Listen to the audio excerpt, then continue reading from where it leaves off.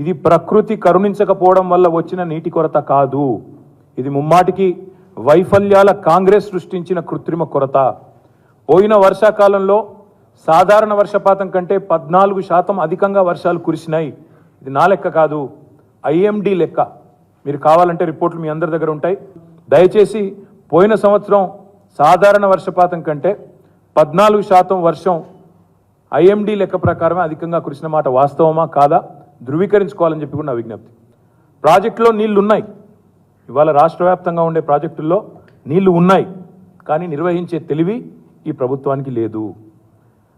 Party గేట్లు ఎత్తడం కాదు ముఖ్యమంత్రి గారు, ప్రజల కోసం చేతనైతే ఈ ప్రాజెక్టుల గేట్లు ఎత్తండి. పార్టీ గేట్లు ఎత్తడం, అదే పనిలో రాజకీయాలు చేయడం కాదు. ప్రజల కోసం ప్రాజెక్టుల గేట్లు ఎత్తండి. ఫోన్ ట్యాపింగ్ కాదు, వాటర్ ట్యాపింగ్ మీద దృష్టి పెట్టండి.